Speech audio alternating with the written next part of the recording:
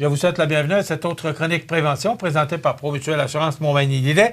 Et je suis justement en compagnie du directeur de la prévention, notre chroniqueur Mathieu Labrec. Bonjour. Bonjour Michel. Mathieu, aujourd'hui, on va parler de vol. Oui. Parce qu'il y a de plus en plus de vols il y a une au Québec, là, parce qu'on oui. entend beaucoup dans les nouvelles, mais particulièrement dans notre région aussi. Et qu'il y a de la prévention à faire. On peut éviter justement ce genre de désagrément, parce que je pense que c'est vraiment le terme. Là. Oui, effectivement. Donc, les comportements sécuritaires pour prévenir les vols. Oui, effectivement. Il n'y a personne, en fait, qui est à l'abri d'un vol, autant nous comme résidents, les locataires, on peut penser au commerce, les voitures, une bicyclette dans la rue. Donc, il n'y a vraiment personne qui va être à l'abri des vols. À n'importe quel moment, n'importe quel quartier, milieu plus rural, plus urbain, personne n'est à l'abri. Donc, rapidement, le premier constat, c'est ça. Des comportements sécuritaires, on peut en adopter. Encore là, il y en a qui n'ont pas de frais. Des fois, on va se dire, ouais, mais là, il va falloir investir des sommes d'argent. On pense tout de suite là, que, ça prend des cadenas, ça prend ça. Il y a des gestes, des habitudes qu'on a simplement à prendre, justement, qui vont nous éviter ou qui pourraient éviter certains vols. Par exemple, la plus simple, verrouiller nos portes.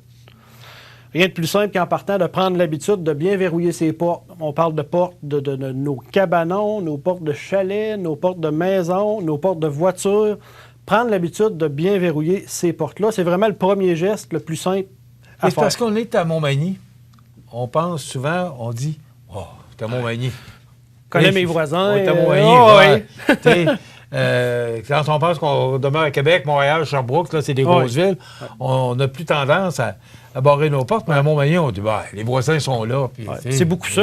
Mais pourtant. Milieu rural, bien souvent, on se connaît tous, hein, on connaît nos voisins, mais on n'est pas à l'abri, justement, de ces vols-là. Faut pas se fier là-dessus. Faut pas se fier là-dessus. Oui, je parle de porte, je parle de fenêtre aussi. Parce que c'est facile aussi d'entrer par une fenêtre qui serait restée ouverte. Encore là, donc, portes et fenêtres, important de les maintenir verrouillées. Les serrures de bonne qualité aussi. Différents types de serrures, encore là, par exemple, au niveau résidentiel, commercial. Serrure d'auto, ça va être nos portes, nos clés. Les clés, par contre, maintenant, qui sont les clés intelligentes. Des clés pratiquement sans clés, des fois, on est habitué aux vieilles clés. Différents types de clés encore là.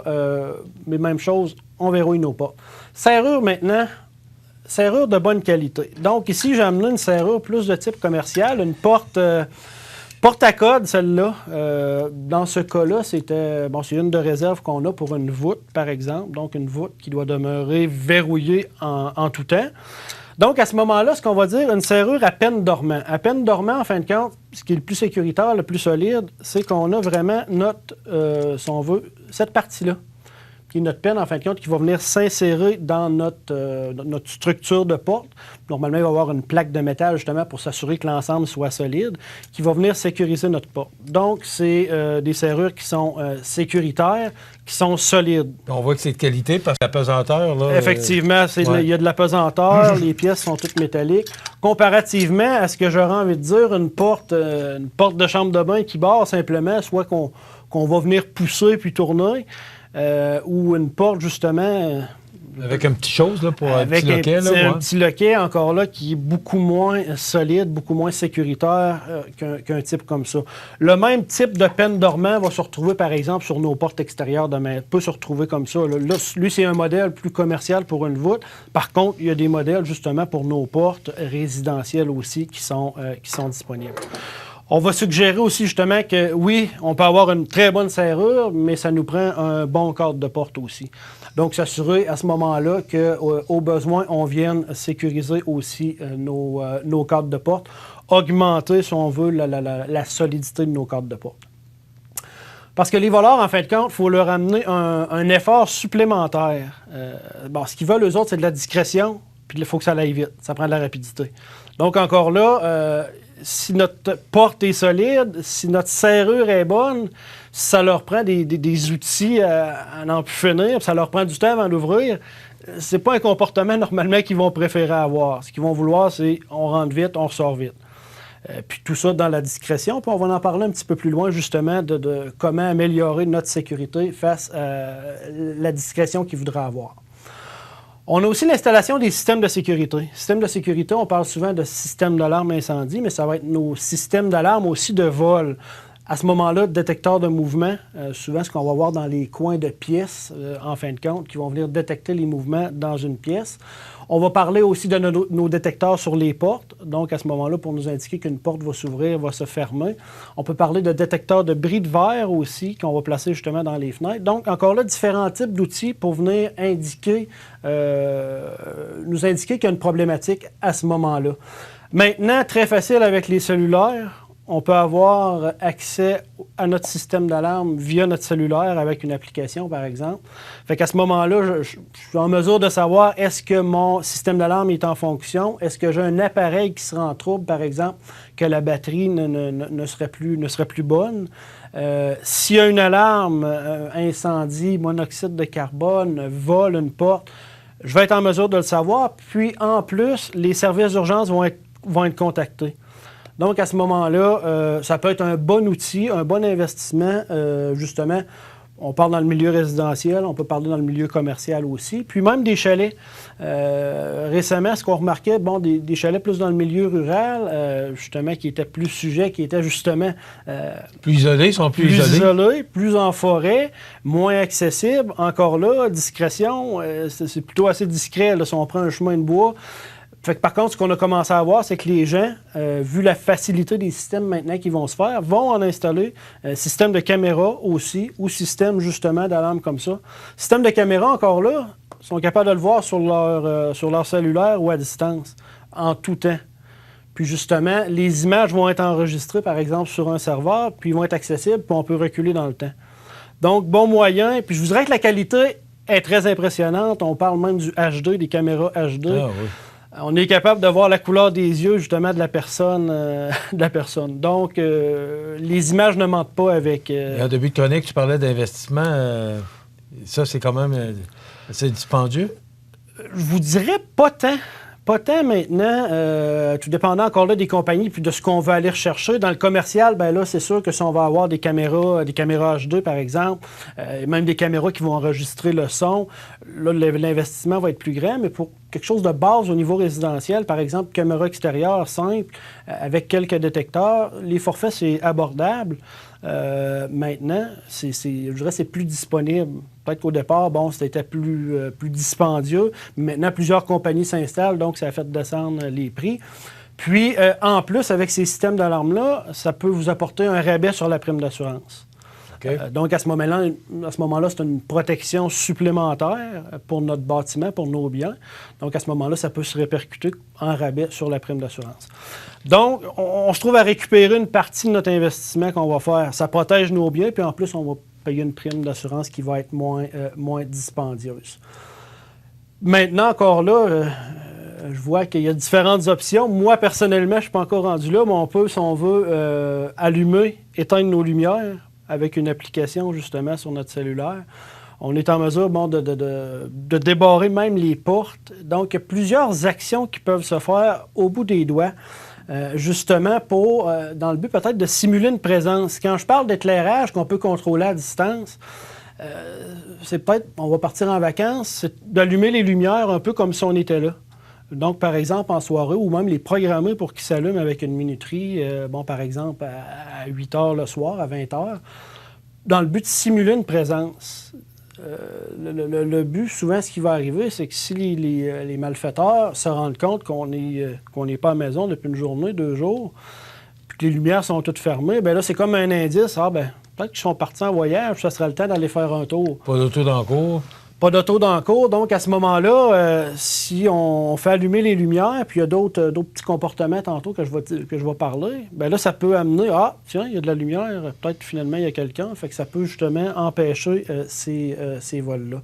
Comme autre méthode, ça peut être notre voisin qui, lui, a 2 véhicules dans sa cour. Lui dire simplement, regarde, tu peux te garer dans ma cour cette semaine ou une fois de temps en temps pour me montrer encore là qu'il y a une certaine présence. Faire ramasser notre courrier, nos journaux. C'est sûr que s'il y a une pile de journaux roulés dans notre entrée, Probablement que ça veut dire... Ça parle de même. Hein? Ça parle par soi-même, ou des fois, ça Ouais. va être même des publisacs qu'on remarque, 3, 4 publisacs après la poignée de pas. Probablement que ça veut dire qu'il n'y a pas grand vie depuis un certain bout de temps. Donc, c'est des choses à faire attention aussi. L'hiver, on fait déblayer notre cour. L'été, on fait tondre notre pelouse. En fin de compte, là, ça a des signes encore là qu'il se passe quelque chose là, dans notre maison.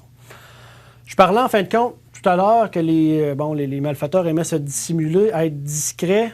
La place de l'éclairage n'est pas à négliger. Souvent, les cabanons, on en a plusieurs. On va avoir des tondeuses qui sont là, les scies à chaîne, nos fouettes électriques. Il y a beaucoup de valeur dans les cabanons. Il y a beaucoup de valeur, c'est surprenant. Puis souvent, ça va être un endroit qui va être justement plus sombre, en retrait de la résidence principale. Donc, plus facile encore là. Ça va être plus discret pour se rendre là. Un bon éclairage à ce moment-là va faire que... Il y a une hésitation qui va se créer encore là parce qu'ils pourraient être vus. Puis ces gens-là, on s'entend qu'ils ne veulent pas être vus. Donc, important de ne pas négliger l'éclairage. Ça peut être aussi avec un éclairage automatique, simplement avec un détecteur de mouvement qui s'allume au besoin seulement s'il y a des mouvements. Donc, ça peut être un outil qui n'est pas nécessairement très dispendieux, par contre, très efficace aussi. Au niveau de nos objets de valeur, on s'assure de ne pas les laisser trop à la vue. Donc, à la limite, si on est un commerce, de laisser sa caisse enregistreuse sur le bord sur le bord de la fenêtre ou, justement, près à l'entrée du magasin, peut amener les voleurs à dire, finalement, rapidement, on est capable de porter une action. Nos biens précieux, les bijoux, les billets de banque, nos papiers qui sont importants, on n'hésite pas à les placer dans un coffre de sécurité. Coffre de sécurité, normalement, qui va être dissimulé justement pour ne pas que les voleurs partent avec facilement. Donc, encore là, de prendre le temps de faire une tournée puis de ne pas mettre en évidence certains biens plus onéreux qu'on pourrait avoir. Au niveau de nos vélos, les trottinettes. Maintenant, trottinettes électriques qui peuvent coûter, encore là, un investissement quand même important. Oui, c'est dispendieux. C'est dispendieux. Donc, encore là, de s'assurer de les ranger si on a à quitter notre domicile, justement, pour s'assurer qu'ils ne soient pas non plus dérobés. Rapidement, on peut parler du vol pour les voitures. Vol pour les voitures aussi, encore là... Est-ce qu'il y en a encore autant avec tous les systèmes anti-vol qu'il y a après les voitures? La problématique, c'est que les portes ne sont pas verrouillées. Ah oui. Quand les portes sont verrouillées, encore là, on vient ajouter un défi supplémentaire peut-être, mais souvent, c'est les portes qui sont... Parce que moi, j'ai pas de clé. Oui. J'ouvre la porte avec ça me prend mes clés. Oui. Puis ça prend... J'ai pas de clé, il faut peser sur le bouton, mais ça prend les clés. Est-ce que ce système-là est efficace? Il y a des véhicules, justement, comme celui-là, qui vont être plus sécuritaires que d'autres, parce qu'ils ont plus de systèmes de sécurité encore là. À ce moment-là, le risque est probablement moins grand. Certains véhicules, par contre, si je prends mon véhicule, oui, il y a cette partie-là, mais je pourrais oublier de verrouiller les portes. Fait qu'à ce moment-là, souvent, ce qui va se passer dans les cours de centre d'achat ou, dans les rues, c'est qu'ils vont se promener, ils vont essayer des portes, puis à un moment donné, ils vont en trouver une qui est débarrée. À ce moment-là, s'il y a des objets de valeur qui sont à la vue, on peut parler de téléphone cellulaire, de tablette, de GPS, ou même d'équipement, là, un beau sac, je ne sais pas moi, d'un sport expert qui est plein et qui déborde, peut être pris rapidement encore là. Donc, ces effets-là, encore là, de les mettre dans le coffre. Ils ne partiront pas nécessairement avec la voiture, ils peuvent partir avec ce qu'il y a à l'intérieur. Avec ce qu'il y a dedans, puis des valeurs, encore là, une tablette électronique peut facilement, 500 jusqu'à 1000 $ peut-être. Donc, encore là, très important. Mais vraiment, la problématique, souvent, c'est que les portes ne sont pas verrouillées. Les fenêtres peuvent être laissées ouvertes. Donc, encore là, c'est de s'assurer, un petit peu comme notre domicile, de rendre inaccessible notre voiture. Au niveau dans les commerces de détail aussi, il y a encore certains épisodes de vol qui vont se produire. On peut parler à ce moment-là de l'aménagement, de la configuration du magasin qui peut être améliorée. Caméra de surveillance, point très important, j'en ai parlé. Des étiquettes électroniques, bref, ce qui va faire que si on sort avec un item, ça va sonner. Les employés en nombre suffisant aussi, puis avoir une politique pour que les employés savent quoi faire si jamais ils sont, justement, ils prennent quelqu'un à voler. Et piquer, c'est voler. Piquer, c'est voler, tout et à fait. La plupart, pour ne pas dire la majorité des commerces maintenant, punissent le vol. Donc, c'est pas acceptable de nulle part. Non, et avec effectivement. raison aussi, on Oui, comprend. oui, tout à fait. Merci, Mathieu. Merci. Alors, chronique sur la prévention présentée par Promutuelle Assurance Montmagny-Lillet. On se retrouve dans 2 semaines. Tout à fait. Voilà, ça complète.